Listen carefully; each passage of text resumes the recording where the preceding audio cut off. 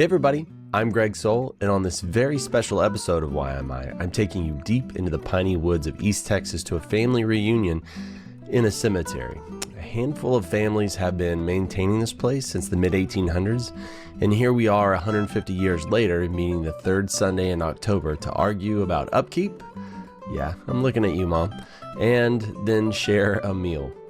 So my Uncle Bobby starts by telling me about Antioch itself and the knowledge about it that's been passed to him, and then moves to musings about life in general as you age and literally sit and look at your headstone.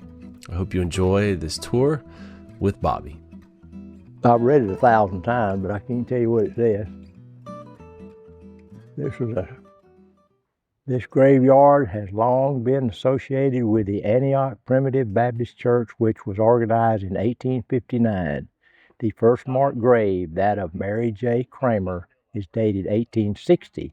Antioch Cemetery also contains unmarked burial sites, many of which are for transit sawmill workers who live in the area, while the 4C mill was in operation at Ratcliffe, Texas. The communities of Ratcliffe, Hagerville, Kennard, and Stubblefield continue to use the cemetery for the burial of descendants of Antioch church members.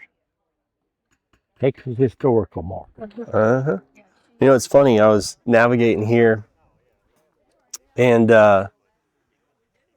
Google and all that stuff doesn't know about Antioch Cemetery, but it knows about the historical marker. So I just told it to bring me to that. Yeah. Well, I've been coming out here in this cemetery ever since, as long as I'm 80 years old. And the first time, I don't remember the first time I came, but I was a little bitty boy, I know that. And I walked through all these graves with my grandmother, my grandmama Steed. She was my mother's mother, and Daddy Steed. And she pointed out all these tombstones of all these people that were kinfolks to me. And I remembered it to this day. Everything I learned about my family and my ancestors was from my grandmama Steed. She knew about all of them. And it always fascinated me, and I was always interested in things that she had to say to me about the cemetery. There's her tombstone right there, her and my grandpa. They had 9 children, 10 really. One of them died after she was a little bitty baby girl. But that's all of her. That's all my aunts and uncles and grandma and grandpa. And I got aunts, uncles, all scattered all out through here. This place seemed bigger when you were a little kid. Yeah, it was always big. When I was a little bitty boy, I'd come out through here and see. Of course, there wasn't as near as many tombstones back then as there are now. Yeah. That's what I was thinking myself pulling up today. It's like it feels so much smaller than it did when I was little. Yeah. I guess that's the way things go. Yeah. We just always come out here and met with all the folks, people that's buried out here. There's some old families that's been out here for How many, long have many the Steeds been out here? Oh, well, I'll tell you how long. I can show you one of them right here. We're fixing to go right down here. This tombstone I'm fixing to show you is my grandpa's grandpa, which would make him my great-great-grandpa. Let's see if I can see it right down here. Yeah, I believe it's right over here. Yeah, here it is.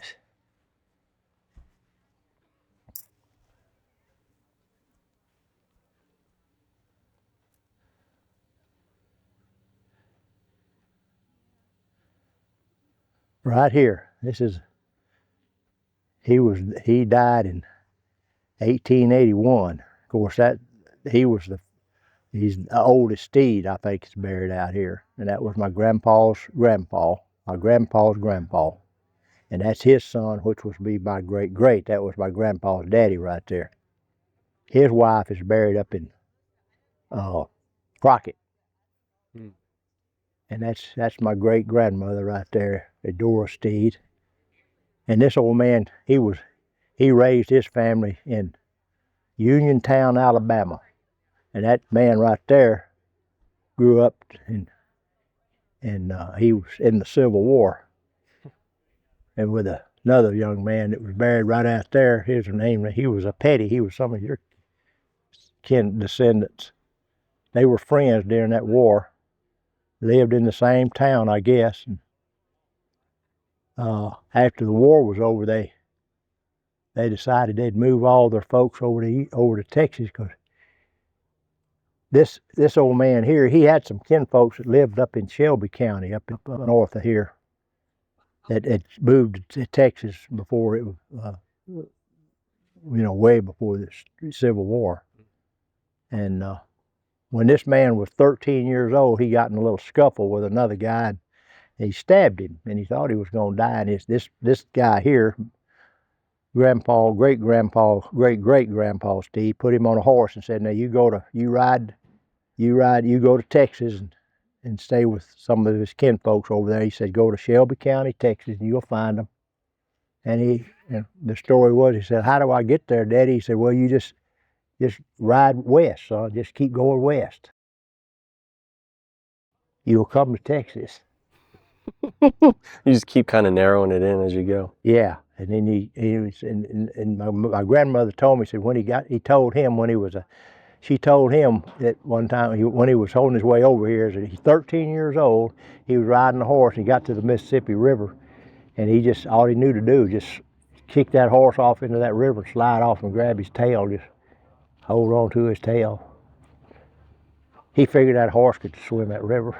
He could. Yeah, he was right on that one, huh? Yeah. And he came over there and stayed a while. Then they sent word back to him that the guy didn't die and he wasn't no hard feeling or nothing. So he went on back home and finished raising this. Well, no hard feelings. Yeah. And that seems absolutely wild to just point in a random direction and say go that way and just keep asking folks as you go. Yeah, I guess that's the way you travel. Well, I mean, how long a trip do you think that would take? Oh, I imagine it took him probably at least 3 weeks or longer. 3 weeks. More, maybe longer. So that means you got to find food along the way. You got to find water. Uh-huh. Yeah, maybe longer than that. Well, back in those days when you rode a horse, the average rider could ride a horse without wearing him out too much. You could ride about 20 miles a day. And then you'd have to stop and give your horse a chance to rest and eat. So I don't know how many miles that'd be. That's wild. But there's a lot more all up and down here, all these steeds up and down this thing here. And this is technically Kennard, right? Well, by rights, it's really Kennard and Ratcliffe, really. I mean, Ratcliffe, just right over this way, about a couple of miles right over there. It's closer to Ratcliffe than it is Kennard. Yeah. And back there, when 1900s rolled around, they built that big 4C mill over to Ratcliffe Lake. There was lots of men and working. They worked round the clock, 7 days a week at that sawmill, cutting all this virgin pine timber out of here, this country. Well, I mean, that's the only industry out here, right? Because there's no open flat land. You're not farming out here, right? Hardly any farming. A little bit of corn, raise a little corn, about it.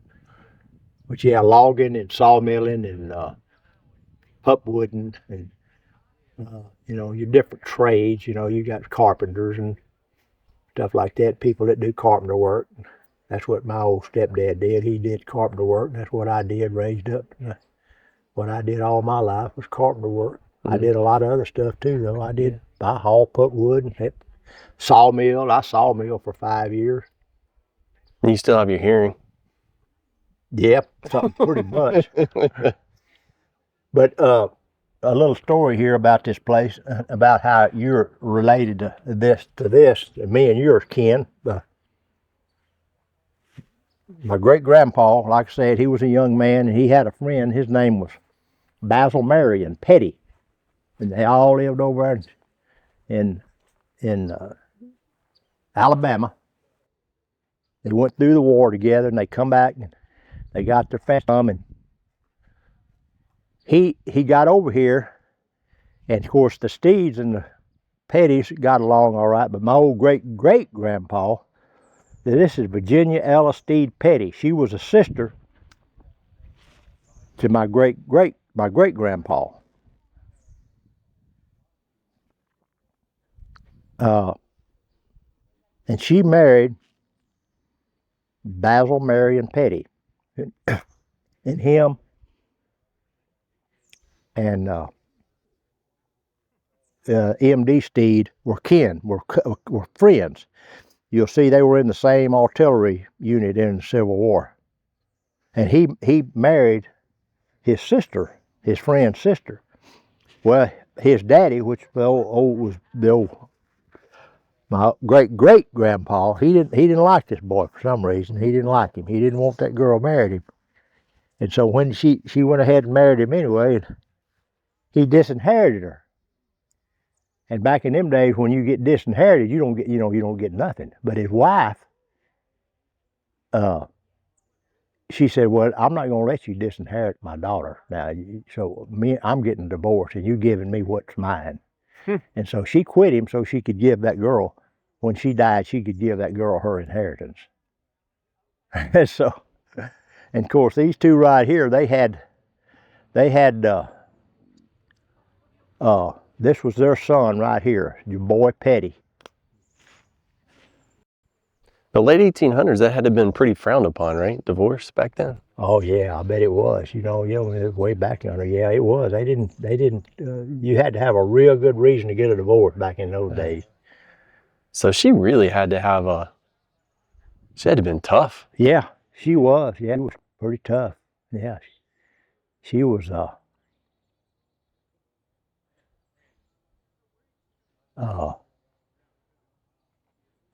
I can't remember what her name was.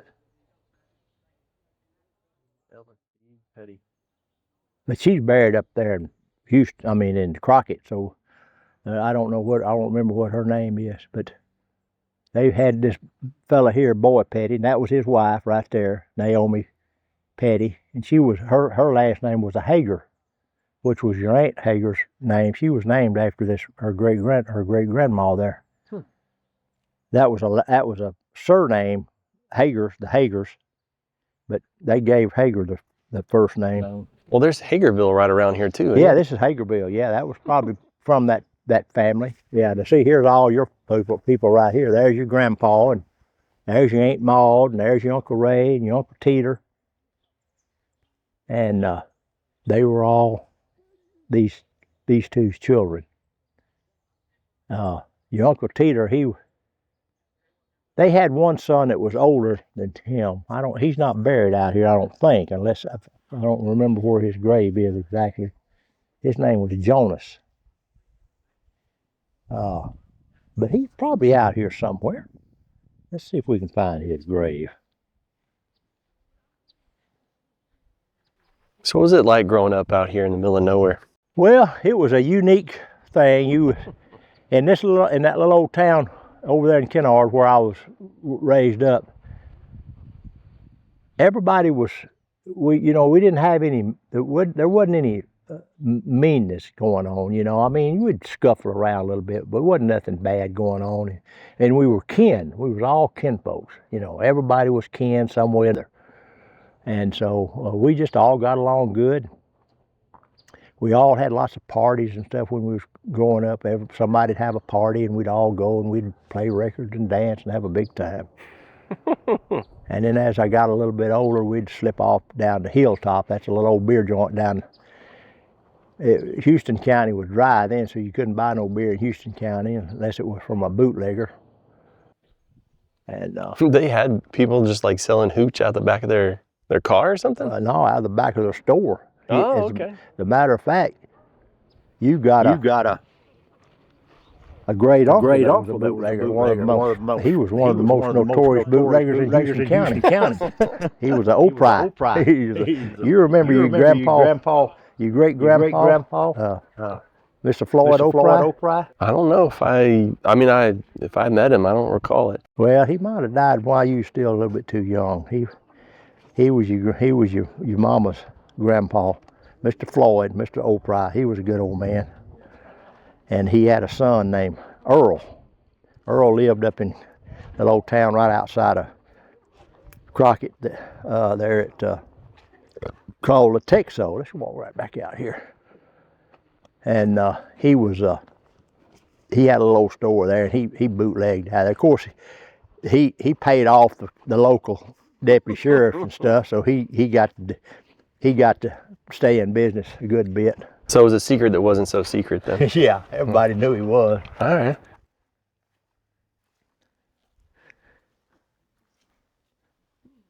Dry County. That's so Interesting. So it wasn't even during Prohibition. It was just this whole county's been dry. It was just dry. There's a lot of counties, probably in the state of Texas, it may still be dry. I remember when we moved to Waco, McLennan County. No, there were some towns that were dry. I mean, the county was wet, but some towns were still dry. You couldn't buy no alcohol in those towns. Did I hear no matter where you were, you could always get beer at like a VFW sort of thing? Yeah. Now you can still do that. They call it the VFW, Veteran of Foreign Wars, or American Legion, which is for military men too. And they always had, they called it a private club. You know, you go there and you sign this little paper saying that you're a member of that club, you know, and you could sell beer and stuff. You could buy beer and stuff there. I remember you told me, it's been a good while, but you told me how you ended up living here most of your life, and then how you ended up settling in Waco. You remember? Yeah. When we was living in Kennard, me and Jane Hager and Luke. He was a little boy in about the 4th grade, and I was in the building business, and I made a pretty decent living. You know, I didn't make a lot of money, but I made a good living. Didn't seem like there'd be a lot of work out here for that kind of thing. Well, there was always something. There was always people calling that wanting to get this done, add on a room or build a barn. Or I built lots of houses, though. I built lots of little FHA houses at that time. The Farm Home Administration was financing people to build little old houses, and they qualified. And I got to doing that. And I built lots of houses. And your grandma, Jane Hager's mother, Lois, and her husband, Jess Lancaster, she married him after your grandpa died. They moved to Waco. She wanted to go to school up there and get a master's degree at Baylor University. She had gotten what do you call the other kind of degree? A bachelor degree, you know, at over here at Stephen F. Austin in gerontology. So she went. One of her professors moved out to Baylor. They put him in charge of the department out there. Then so he said, "You need to come to Waco and get your master's degree out there." So she went home one day and told Jess, said, "I want to go to Baylor University, go to Waco." And Jess said, "Okay." So they moved up there. And she started school, and me and Jane Hager and Luke went out there to visit with them one time. And as we got out of Crockett and kept going west, I never had been west much in my whole life. I'd always gone east all the time I was growing up. And when I went into the service, I went out to the East Coast. I was in the Navy, so I got on ships on the East Coast and went east, all over across the Atlantic. So I never went west hardly at all. So by the time we got out of Crockett, about 25 miles or so, boy, there wasn't no trees no more, nothing but sky. And I said, this is what I told my wife. I said, this is something where you can see all this sky and all this. Of course, she wasn't too enthused about it, but I loved it. And what was it about it you liked so much? I don't know. It's just being all open like it was, just open, you know, just everything open. You could see a long ways. And it's what I tell people out yonder today. I said, when I was a kid raised up, I never did get to see the sky much till I looked straight up. That's the only time I ever got to see the sky. Yeah, laying flat on your back. And we went and we'd go out there and keep visiting with them. And we got.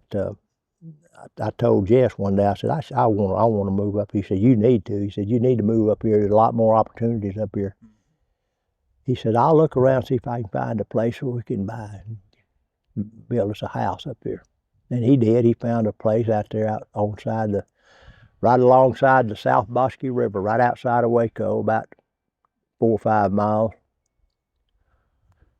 And so I came up here. I went up. I was still living in Kennard, and I was driving up there during the week, working on their house.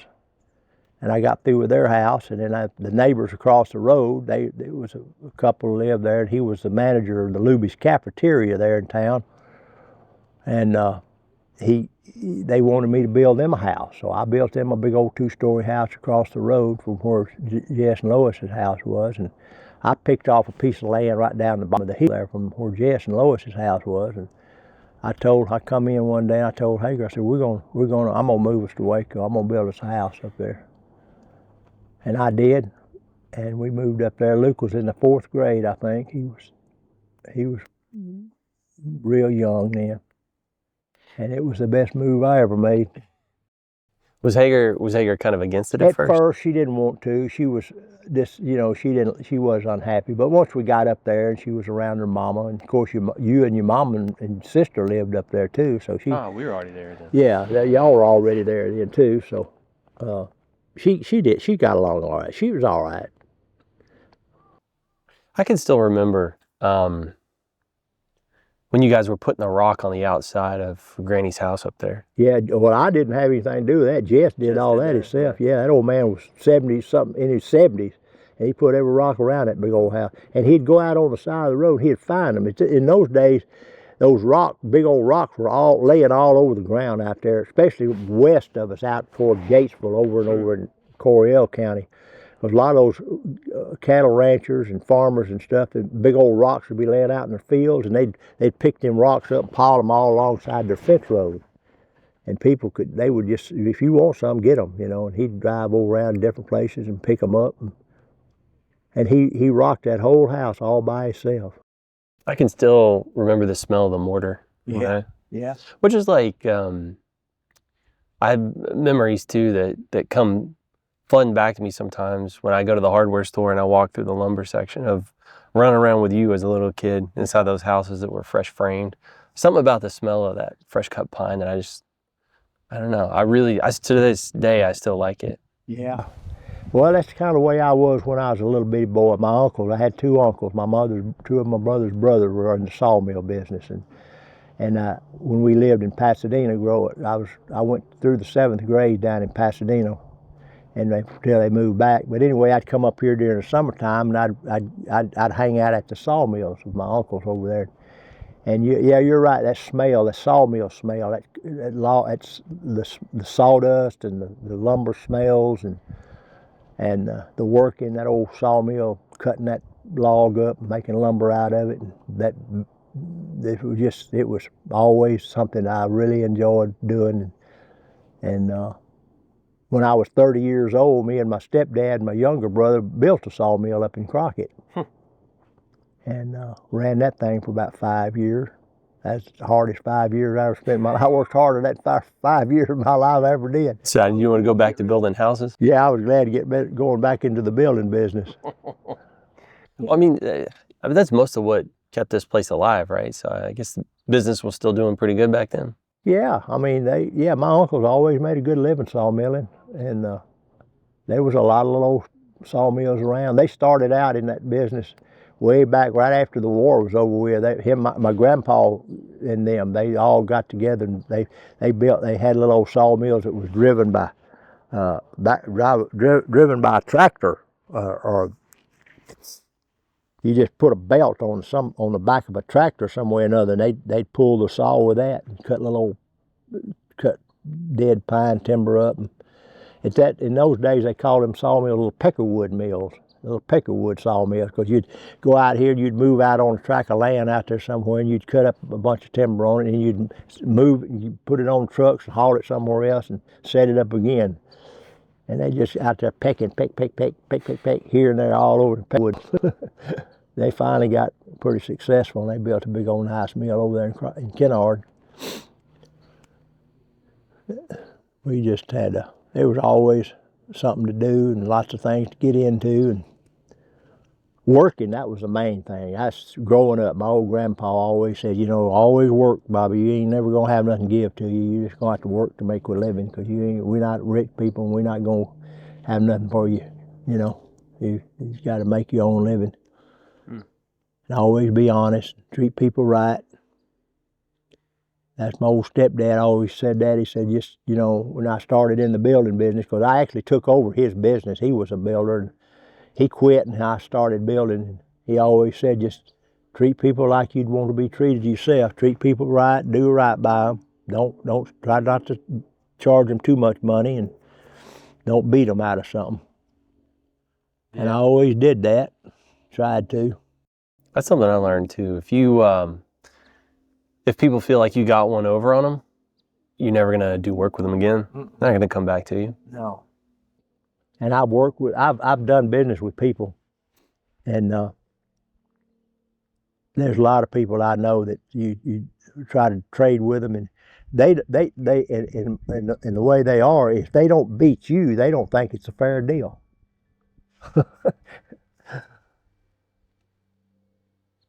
Yeah. Needless to say, I don't do but one trade with them.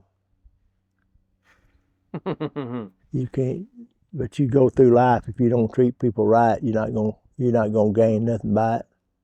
I've learned too, it's so much more work Yeah. to try and haggle and hassle and do all that. So I'd rather be just very transparent and tell them what I want, and if it doesn't work, then we go our separate ways. Yeah, and that's right. Yeah. I can put my energy somewhere else. Yeah. It's exhausting.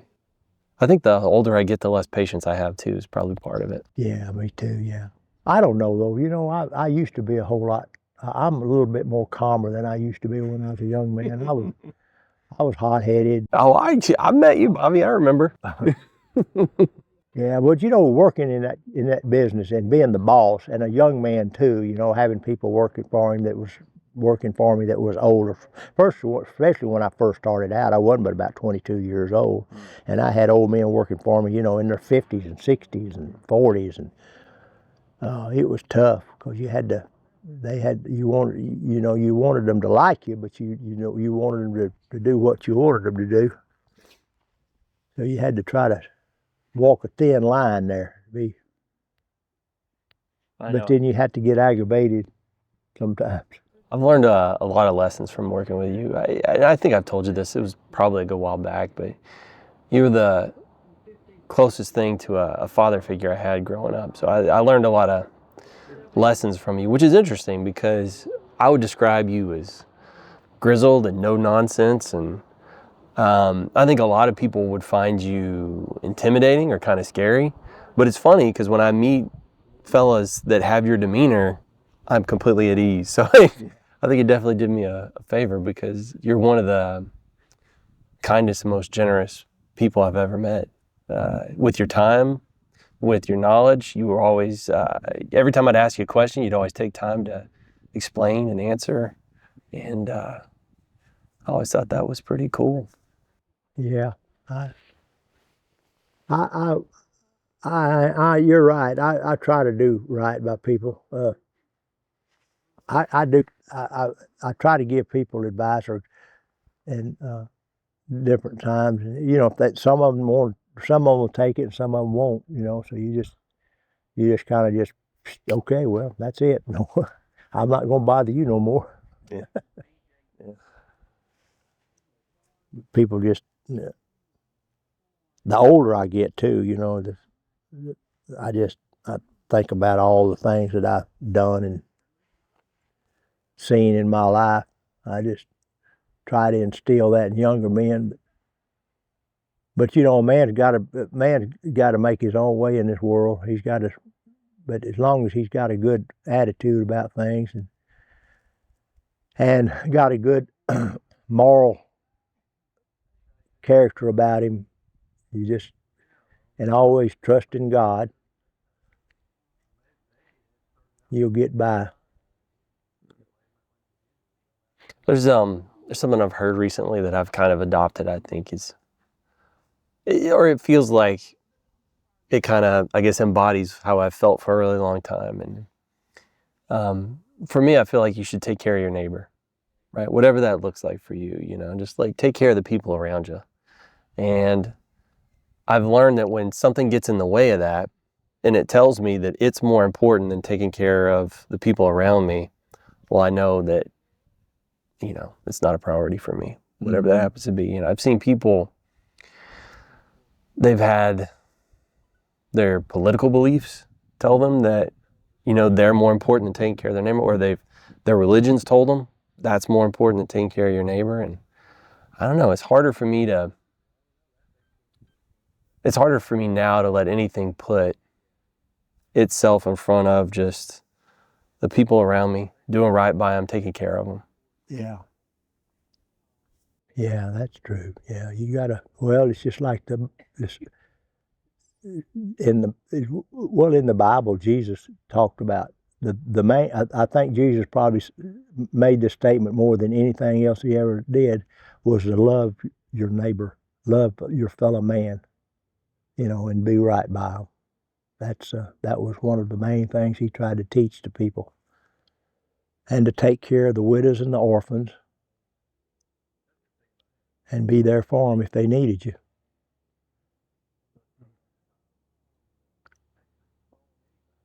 And that's what you need to do. What does it feel like for you when you come back to the cemetery? Well, sitting right here sitting here looking at my name on that tombstone right there, it makes me realize that my time is coming. Not sooner than later, more sooner than later. And I just want to live out the rest of my life knowing that I'm going to be going to heaven someday. And I'll be able to see that little baby boy right there, see Hager, see all these other people, my grandma and my grandpa and my aunts and uncles. They'll all be there for me, I hope. Yeah, my visit today made me feel more emotional than I had expected. I feel like the older I get, the more I'm learning to access those parts of me that just weren't there when I was younger. And I don't know. When I was young, I didn't care about anything but what was 6 feet in front of me, what I could see, what I could hold in my hands. And I think that's most the way everybody is. When they're young, they think mostly of themselves. But that's all part of growing up. It's like there's a time to be. It's a time to be a child, and there's a time to be a man.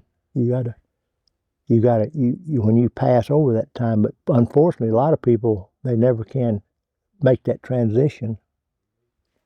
They still keep their attitude that what's good for them is the main thing that they're concerned with. And unfortunately, I've known a lot of people like that just never can. They never could get past the point of nothing but me, me, me. And that's sad.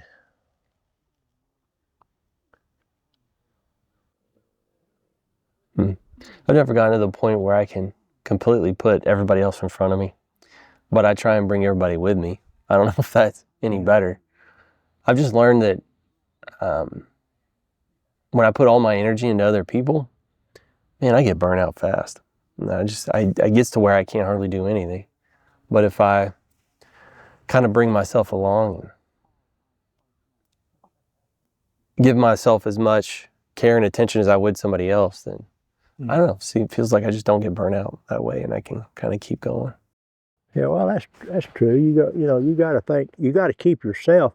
Just like like when you're on an airplane, they say, well, if you see you have to put these oxygen masks on, you're with a child, you make sure you get yours on first before so that way you can help the others. You got to help yourself before you can help somebody or be in a position to. And I've always tried to help people anytime I could. And sometimes with what I know and what I've learned from being in the business I'm in, it always put me in a position that people's always, can you do this for me? Can you do that for me? And the older I get, I say, yeah, I can do that for you. and I'll get myself in a situation sometimes where I think, man, I shouldn't have took that. I need to be doing something else. But I always do it. Just like yesterday, I have a good friend I've known for many years, and he had a little project he wanted to do, and I was up there at the house. I was at my shop, and I had some stuff I wanted to do, man. Yesterday I wanted to get some work done around my place there, and he come driving up out there. He said, "I've got a little project I wish you could help me with." Well, I just okay, bring it on in. Let's get it done. We got it done, but by then it was too late to do anything I wanted to do. I remember when I was 16, I wanted to put some big old speakers in the trunk of my car. And so I brought some wood over to your house, and you helped me cut up and put together these speaker boxes. You remember that? I put that blue carpet on the outside. I remember that. Yeah. You know what I've got in the trunk of my car right now? What? One of those blue boxes. Different speaker, but I've held on to. Well, actually, I left one out in Axtell, and the kids out there used it for years and years, and then they put it away, and then I don't know. I didn't necessarily need it, but I got that same box just so I could say I'm still using it. Yeah. I was 16. I'm 44 now, so That's been a long time. that's a long time. It's still rocking and rolling, still going. Time goes by in a hurry, Greg. I mean, this just like this whole year, 2025. It's just about over. I mean, and time's just clicking right on. And I discovered this last year. Your mother is actually the one that found it for me. That the obituary of my biological father, who I never knew and didn't know nothing about. And it was his obituary in a newspaper in Dayton, Ohio, and he'd lived to be 101 years old. Holy cow! So it was like fairly new. Yeah, it hadn't been that long ago. Yeah, it's just been, I think, maybe a year and a half, 2 years ago when she showed that to me or sent it to me. Maybe not that long, maybe somewhere between a year and a half. And I for years, when computers came out, I had a computer, but I sometimes try to find him on the computer, but I never could find anything about him. But I got on this Ancestry.com website, and I found out a lot about him. He was in the war during World War II. He was in the Air Force. He was a staff sergeant. He flew in B-24 bombers over out of North Africa over into Germany, and he got out of the war, and he got a commission before he was over with. They gave him a battlefield commission. He was made a first lieutenant. He flew all his missions. He was in Austin, and my mother was living in Austin with her sister. She had gotten her a job there because my mother was she was a widow woman at that time. She had her first husband got killed in a car wreck. She had my older brother, and he still lived in Kennard with my grandma and grandpa. And so she met my daddy there. He was at that Air Force base down in Austin. And they courted and got married. And he said, when mother got pregnant with me, he told her, he says, I'm going to make a career. I'm going to be a pilot in the Air Force. He said, I really don't want any children. And he took her out to California, tried to get her to get, I was just a little bitty baby, and he tried to get her to give me to his sister who lived out there, who couldn't have any children. And of course she didn't do it, and she got back to Texas, and she talked to my grandmother about what was going on out there. She said, well, you just need to come on back down here to home, bring your son and come on home. And she did. She divorced him, and they divorced. He went on down to the pilot school in Florida somewhere, and he became a pilot. And he went on to become. He went through the Korean War, and he spent some time in the Vietnam War, and got to be an old man. And he died of COVID. So he's 101. And when I went on that Ancestry.com website, I found out a lot of stuff about his parents, he had 3 brothers and 2 sisters, and I kept looking for them, different things about them, because I knew they were probably all dead by now. But I said I'd like to see about maybe I had some first cousins or something, And sure enough, I found 2 of them. They lived down at Round Rock. 2 girls. One's a widow woman, and she's a divorcee, and the other one's an old maid. They live together down there. Their name is Morton, just like mine. And I visited with them. Me and Betty's been down and visiting with them a few times. They're nice girls. They just, old ladies like me. They're not as old as I am. But their daddy was the oldest one of them. And when I called and talked to him about it, got him on the phone, I said, do you know a man named William Grover Morton? She said, oh yeah, that was my Uncle Curly. That's what they call it. He had real curly hair. I said, well, I don't know if you're going to believe it or not, but I'm his son. She said, oh, no, he never had no kids. I said, yeah, he did. She said, well, we sure didn't know it. I said, yeah, I can prove it. I can show you their marriage license. and they couldn't believe it. They said, well, he never mentioned anything about having any children. He never did admit to having any children his whole life.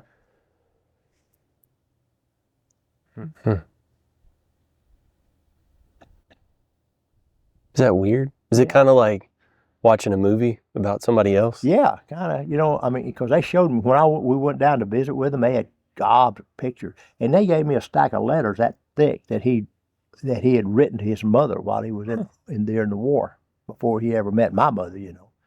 He was a single man, and he wrote all these letters to his mother during the war, and she lived up in. She lived in Colorado. I can't think of the name of the town. She ran a boarding house up there. And her husband died. His daddy had died when he was a real young man. He was like in his late 30s when he died. He got sick and died. But I've got pictures of them. They got pictures of all of them. I got pictures of all them people. Do you guys favor? Well, kinda, in a way, because I got some pictures of him when he got to be an older man, and he looks a whole lot like my mother's daddy, my grandpa, Daddy Steed. He looked a lot like him, but he was a little old bitty guy, and he was real old. He was probably about close to between 90 and 100 then. These pictures of him that I've got. Then of course I've got a bunch when he was a younger man too. Did you read any of the letters? Oh yeah, I read all them letters. I think just about every one of them. He was always telling his mom about where he'd gone and be glad when he got out and going on there and going there. They didn't let them write letter. They couldn't tell them where they were or anything about their missions or anything, but they were just saying how they hope be glad when it was over with and all that stuff. But there was one incident they went on. It was a bombing raid over in, it was one of those countries up there in the Balkans. There's a bunch of oil refineries that the German army, getting oil from these oil refineries. And their mission was to go over and bomb it. And it was bad. I mean, they had to come in real low to keep from getting the radar, but then they got detected anyway, and they were flying real low. It says some of these guys, some of them, they said that the corn was in the cornfield, and the propellers was hitting the top of the stalks of corn. It was that low. These were night raids, right? I think they were at night. This one was during the day. Gotcha. I was gonna say that would be insane to be that low at night. Yeah, a lot of those.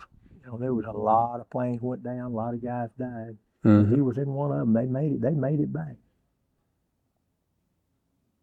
There's been newspaper articles about it, and actually him and some of the guys that survived that were still living. This was probably maybe 2000. Maybe 2018 or 17 when they had this ceremony in Washington D.C. where they celebrated all these guys that were still alive from that raid, and he was one of them. And you could see him sitting up there on that stage with all these other guys. They were having, I think it was the president or somebody, they were giving a speech that I don't remember who it was or anything, but there were pictures of it and all that. We went to Colorado Springs here a few months back on a trip, and they have the Air Force Museum up there. We went to that museum, and they had in the museum, they had it set up. The whatever you call it, when you put stuff in a display, Mhm.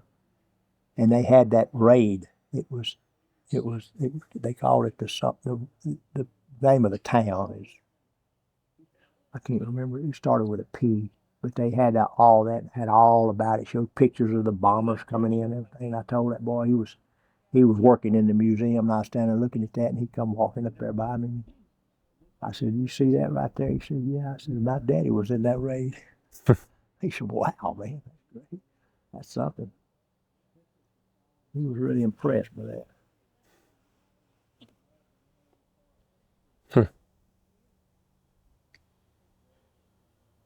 Does that feel impressive to you?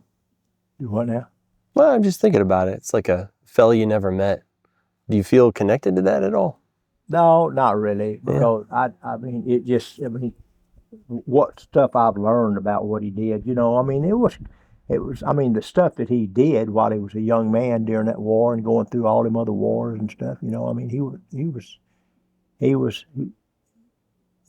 that's what he wanted to do, that's what Yeah. that was his life, he was a warrior. Yeah. He knew it from an early age. Yeah. But I don't really have any connection to it, no. I don't feel any pride or anything in it, because he never, a man to be able to do all that kind of stuff and then not even acknowledge that he had a son, that's kind of sad, isn't it? Yeah. Yeah. Sounds like you're living for yourself. Mm-hmm. Yeah, he never had any more children. He got married, he had another wife that he lived with for a pretty good while, but he never had any more children. No,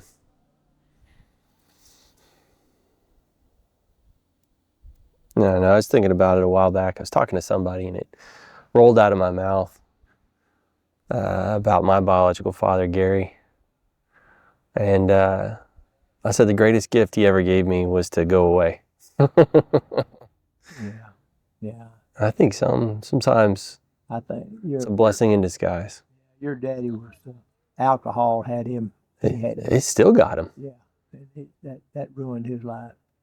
Yeah. I don't blame him for having a disease, alcoholism's a disease, but Yeah. I'm just glad it didn't get a chance to get a hold of me. Yeah. But every man, everybody, even drug addicts, alcoholics, people like that, it's a decision that they make, and that they can either live with it or they can make up their mind they're not going to. And some of them can get through it, and some of them can't. Yeah. It's probably been in the last, 5 years. I learned that the way my brain works, the way I think, is very different than what I've learned most people are. Like the way they kind of operate in the world and just the way you perceive things. And so it's made me, I don't know, I guess just a lot more accepting of, maybe, I don't know, like maybe this person over here, maybe they had 1 or 2 drinks of alcohol and it just grabs a hold of them in a way that I can't fathom or understand, and just, it's like they got pushed out of a plane, at that point, and there's nothing they can do. Like, I don't know, And it's not necessarily that I feel like I've got to give people, like, forgiveness or any of that. It's just, it helps me, I've learned it really helps me not hold a grudge. And because just like my sister, and she was just pretty terrible to me for most of my life, and I never understood it.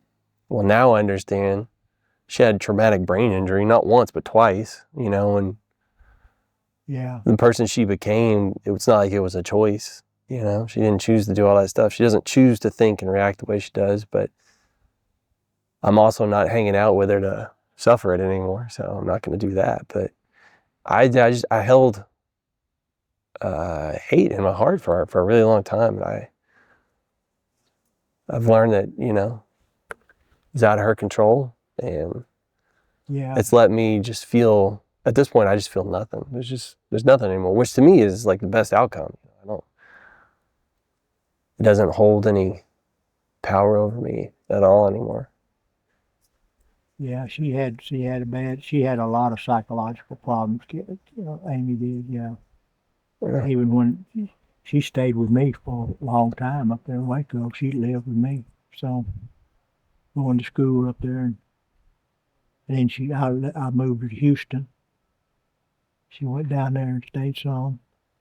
I had to go back down there 2 or 3 times because she kept having these. I mean, things would be in her mind, and she didn't. She insisted that this guy that she'd been going out with, he was some Arab guy. Uh, they broke up, and she just was just absolutely sure that he was spying on her all the time. You know, got even had uh, uh, uh, things in her house. You know, keeping like when you talk. You know, like what do you call them? Yeah, like Bugs. yeah. Yeah, bugs in her house, and he was trying to keep her. I don't know if she was just. It was just horrible. I couldn't convince her. I couldn't do nothing with her. Yeah. But I'd always try to do what I could to help her. I'd go along with her. Yeah.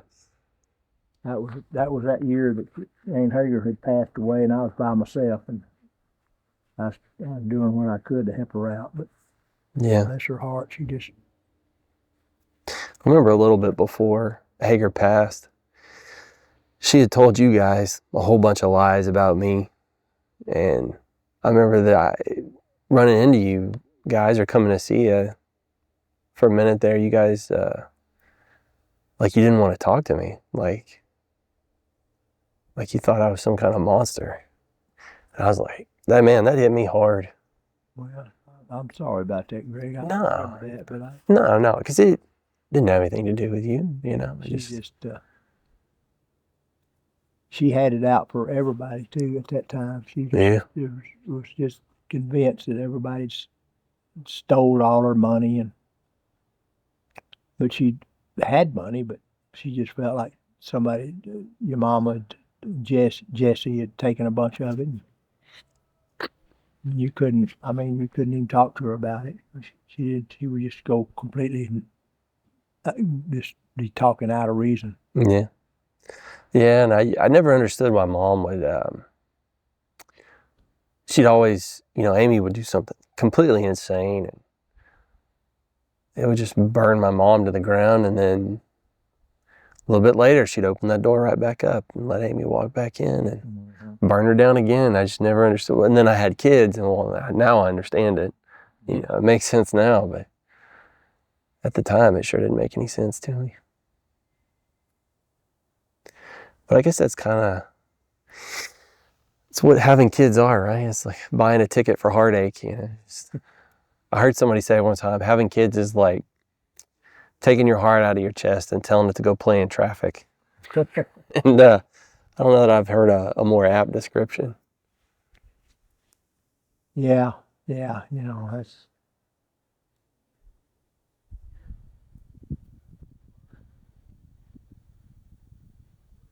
Just the worry. When Luke was growing up, your Aunt Hager did most of the raising for him.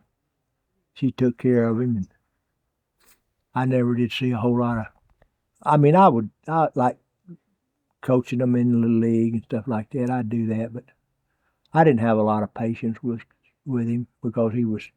I mean, because he was always a good little old boy. He never did give me any trouble or nothing, but I just felt like I needed to be working all the time. And I kind of regret some of the things I did when he was growing up, or things I didn't do. We did the same thing with my kiddos. You know, I was just always going and going and going, and Yeah, Chrissy put most of the time in. yeah. You know what I realized the other day? I was like, man, if I could start having kids right now, I'd be pretty darn good at it. Like I've learned how to be patient. I've learned how to teach somebody else something and bring them along instead of just telling them what to do. You know, actually like bringing them along and doing all this stuff. That's exactly right. And I'm the same way. When my little grandson comes to see me, I can be a whole lot more patient with him. Yeah. And do things. I was thinking, man, maybe guys shouldn't have kids until they're 40. But then I needed to learn all those lessons, so I wouldn't have got there, I don't think.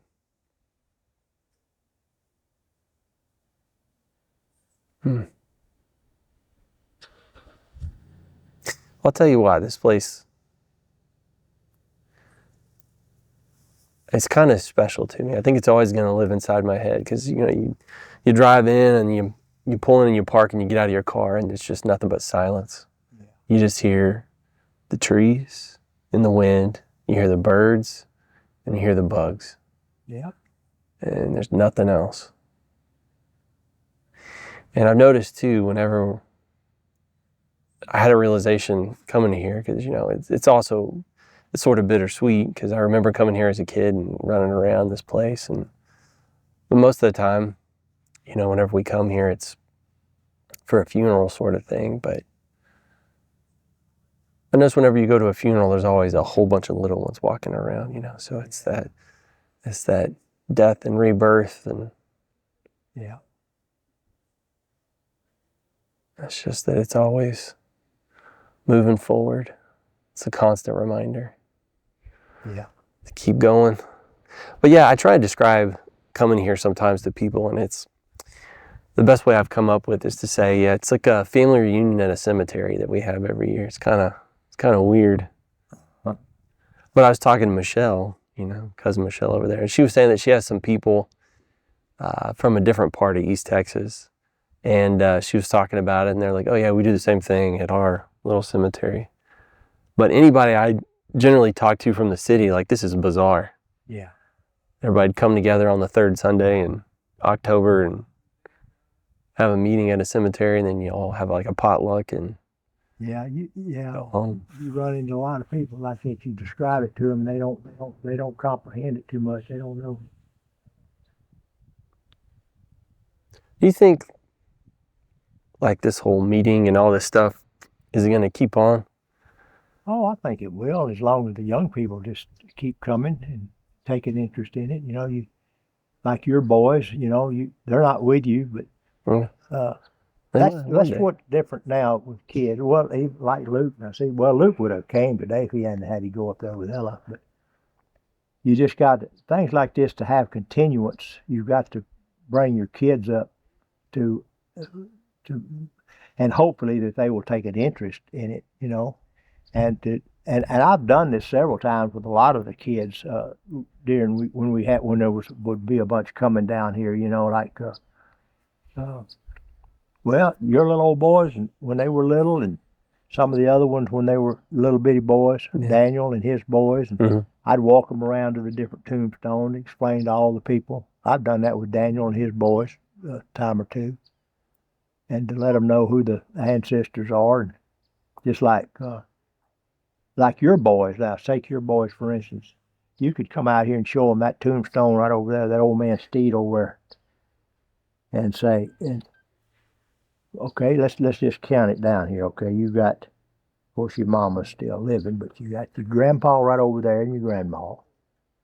You got your great grandpa and grandma right over there.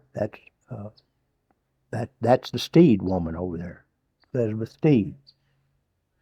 And then you got your great-great-grandpa was right over there. And I think he's, that old man at the tallest tombstone up there, I think he's great-great-great-grandpa. Yeah, he is, because he was a daddy to your great-grandma, your great-great-grandma, I mean. Was the meeting bigger I mean, like yeah, more there were attended more people back then? here. Yeah, there were a lot more people here then. It's getting smaller and smaller every year. Yeah, they're getting smaller because the younger crowd's not, they're not coming anymore. Well, I figure a lot of the people too don't really live around here anymore, right? No. Because there's just not that much work, or Uh, so you gotta pick up and go. You gotta take care of your family. Yeah. And I guess this place just slowly keeps getting more and more forgotten over time. Yeah. Just like, I mean, I've been coming here all these years because of my grandparents and all my ancestors out here, and of course, Barry and Hager out here. All her people are here too, Mhm. and I just feel connected to this one more than I do any others. Like out here at Ivy, now that's my grandmother's people all out there, and the Englishes, they're all out there at Ivy, and then uh, the out there where Mama's buried is where Junior's, all his people are out there. That's out at Car Rent, that little cemetery right outside of Kennard there going down that road going to Center Hill. I mean, there's a lot of cemeteries out here that I've got people buried in, and your grandma out at out there at Enon, Granny. Mm-hmm.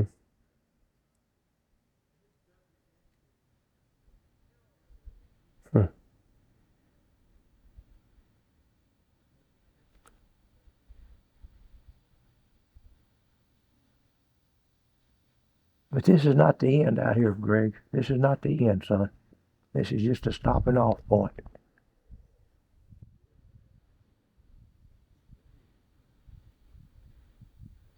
Something bigger and better. Yes, absolutely. Something a whole lot bigger and better. Something we can't even imagine. Well, I figure there's two potential outcomes. There's something bigger and better that you can't imagine, or everything just stops. Either way, it's not my problem anymore. I don't have to worry about it. So I don't fear it. I'm not running towards it. No, but you want to be ready. There's a lot of people that don't believe in God, and don't believe in heaven. And you think, well, it's pretty easy not to, I guess, but it's just as easy too. And what if you not, what if you're wrong? What if there is a heaven and an afterlife?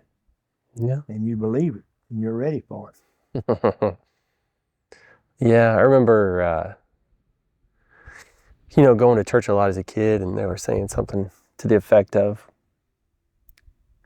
just going through the motions it doesn't get you to heaven, right? Because, God can see the real color of your heart, He knows different, that you're just doing it as like a just in case sort of thing. Then, well, yeah, there's a certain amount of, yeah, you got to really believe it. Yeah. You can't just do it just for the sake of, like you say, well, I guess I better do that because it might be that way. Yeah, put my parachute on just in case. Yeah. Yeah.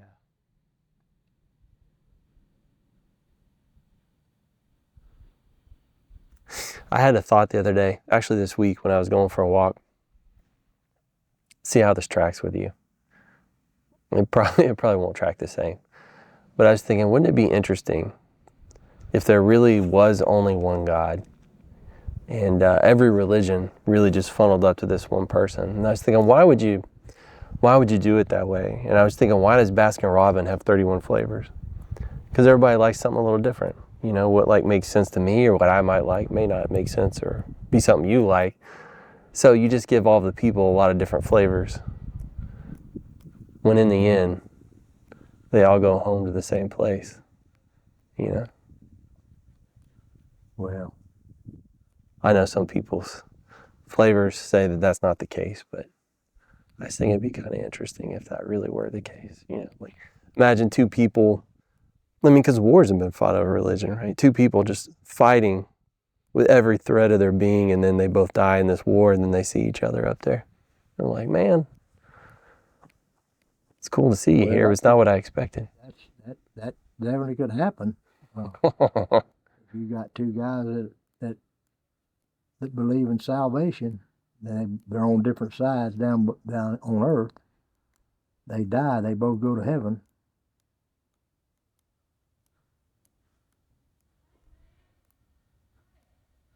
But that's something that you have to accept, you know.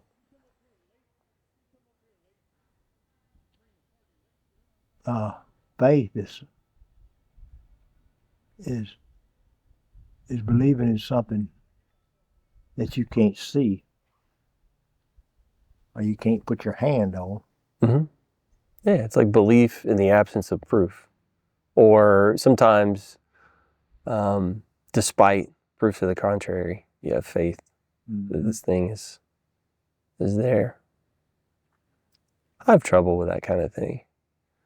It's just I'm such a logical person, and I've learned that I'm missing a lot of emotions that a lot of other people have that I didn't realize was a thing. Like like in movies where you see people get jealous and they do all these crazy things because of it. I always thought it was just like a premise they used in movies, to like further the plot along. And then I learned that no, that's an emotion and people feel it, and I've just never experienced that in my life. Like when I first started dating Christy, there was this fella who was really interested in her. I remember him calling her, and I picked up the phone. He's like, "Hey, is Christy there?" I was like, "Yeah, sure, here she is." And I literally felt nothing inside, and I still don't to this day. But I think there's a lot of those kind of things that I just don't experience. I've never experienced. Well, that might be a good thing. I think it is sometimes. Jealousy is a bad thing. To be jealous. Oh, hey, that's an emotion that forms, that people have, that they're lacking in something else. That they don't have confidence, or they don't have the knowledge that they need to have to know that somebody else, that's somebody that they're mostly involved with, they have full faith in them, so there's no sense. Jealousy is just something that you have to, I think is something that it works against you more than anything, because it belittles you, and it puts ideals in your head that you shouldn't have. Yeah.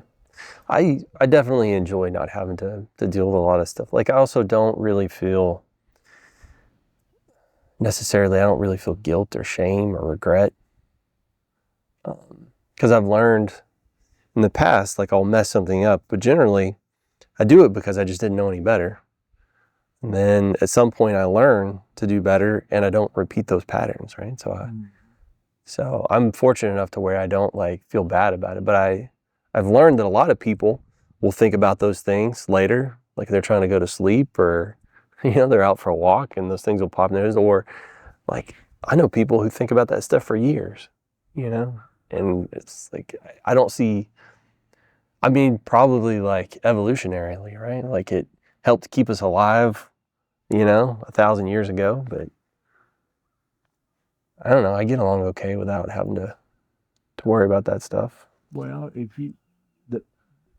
those things like that it depends on what all your circumstances are. I think if you're dealing with other people and you're dealing with other people's feelings and emotions, you do something that if you know what you're doing or what you're saying to them is hurting their feelings or making them angry or making them sad or whatever, then and you don't feel any regret for that, or you just keep doing it because you don't feel any regret, then that's not right, Greg. Yeah, it's not good.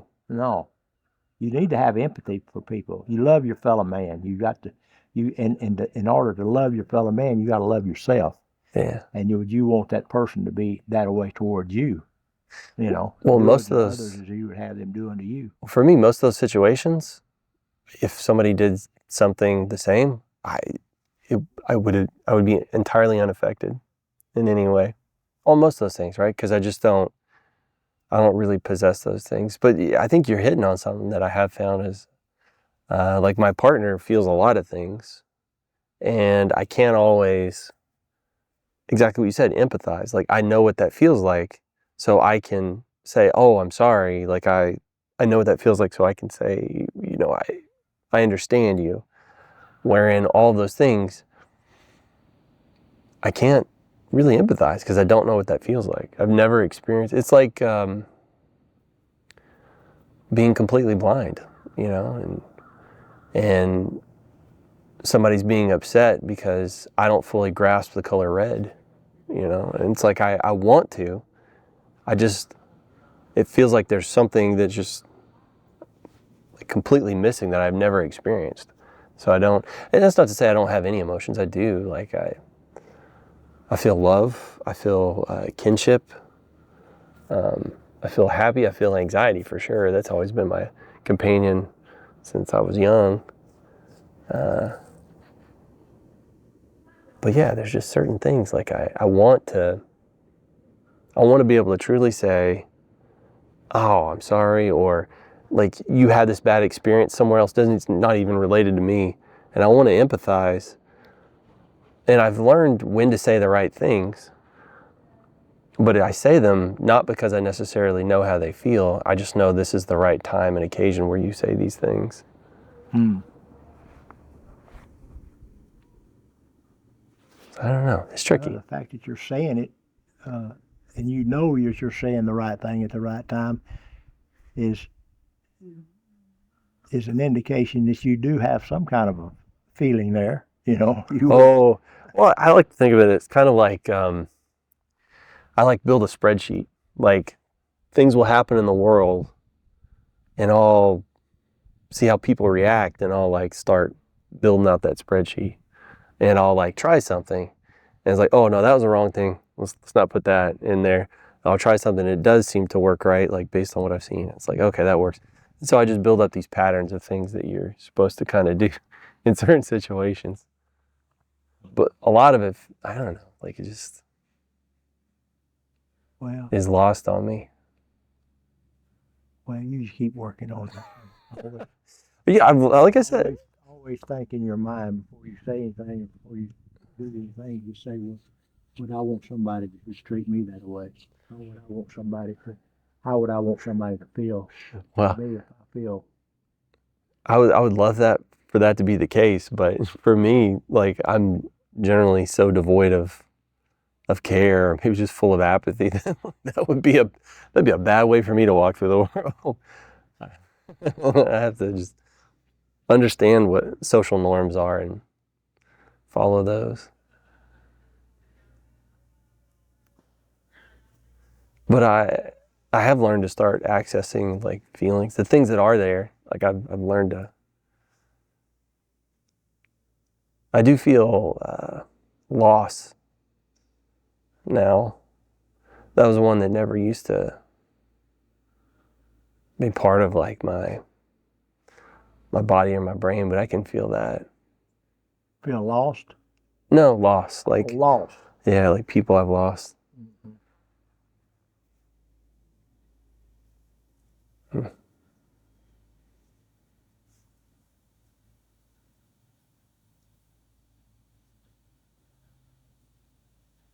I've always wanted people to. I've never have truly be hateful to people. I never did want people to think ill of me.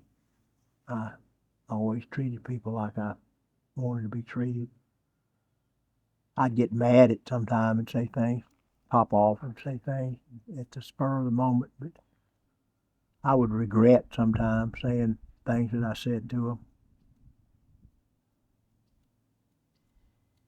And I'll have a conversation with somebody sometimes and say some things, and I'll maybe 2 or 3 hours will go by. Maybe I'll go away from them. I'll call them back up on the phone and tell them, what, I'm sorry. I had no reason saying it there. How long did it take you to get to that point? I think I've been that way all my life, Greg. I don't think I've always wanted people to think right, think good of me. I'm not trying to hurt anybody's feelings. Kind of quick to anger, but quick to apologize Yeah. too. Yeah. Yeah. That's a big one. Owning your mistakes. And I think it was mostly the way I was raised. My grandmother and my mother always told me, always be kind to people, treat people right. And Junior too, my stepdad, he would always say that, always treat people right. Uh, I I look at the world like it is right now, all the people over there in the Ukraine and Russia and over in Israel, all those people dying over there in those wars and stuff. I feel regret for those people, but I don't feel I don't feel that much sadness like you're talking about. It it it it makes me sad to think about all those people dying, but I don't feel empathy to it because I don't have any connection with them. Yeah. Yeah. And you take all these people out on the streets and stuff, and protesting about all that stuff. What good is it going to do them people over there? What good is them out there taking up signs and marching up and down the street? Stop the ceasefire. Have a ceasefire. Stop killing. Stop doing all this. And it doesn't do any good for those people. And see, and they're not doing that. They're doing that for some other kind of reason, not because they really care about those people over there. They just doing it because I think they're trying to make some kind of point to somebody else. It's not the fact that they feel bad for those people over there. They're trying to make a point against somebody else. That's the way I look at it. I figure they do that because they're trying to scare the local politician into moving the direction that they want them to go. Yeah, but it did. Because those people, they don't have a conscience, it seems sometimes, or a spine, and they just go with whichever direction the majority wants them to move. So I guess you just gotta band together, get your voice loud if you want those people to move your direction, affect change. It would be nice if you keep it. I make this comment a lot. I said if the whole world would be a whole lot better place if everybody would just love each other. You wouldn't have anything. But that's what we're all waiting to see anyway. Take care of your neighbor. That's right. Love one another. Maybe it'll be that way in heaven. I'm hoping so anyway. As long as we're not in charge of anything, it might be. Don't give anybody an ounce of power up there. You could be in trouble. There's a preacher I know that says that he thinks that when people die and go to heaven, Jesus is going to be up there. And there's so many people there that he's not going to be able to minister all those people. He says, and the people that has more faith and more points as far as being faithful and being religious or being believing, you'll have the real true believers, and you'll have other people over here that they believe, but they don't have the Holy Spirit, or they don't have the drive that these people over here have. And he says these people over here they're going to be governors of this. Heaven is going to be such a huge place in so many different places that he's going to have people sitting out there ruling different places. Little fiefdoms. Yeah, of course, God will be in command, or Jesus he'll be the one in command of everything. But he'll have all these other people like Billy Graham or Martin Luther or some of the other great religious, or Apostle Paul, or all the disciples.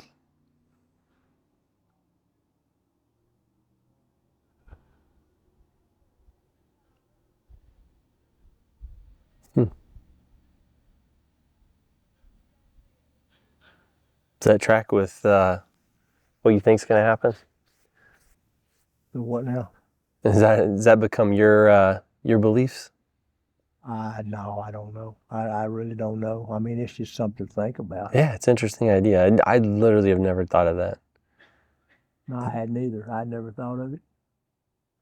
I always thought that like God was omnipotent, can be all places at once and do everything. He can. That's what I'm thinking too. Yeah, that's what I've always believed too. He can be. He's anywhere and everywhere. Yeah, it's like Santa Claus. Yeah.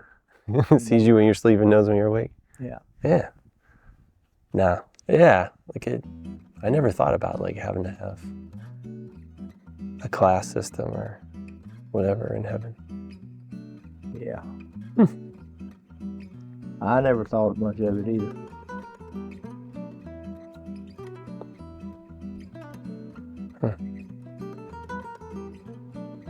I'll tell you what, I appreciate you sitting out here talking with me today. Well, okay. I appreciate you asking me. We didn't get a lot accomplished, but No, yeah, we did. This is exactly what I wanted. Just wanted to hear you tell me your thoughts on the world.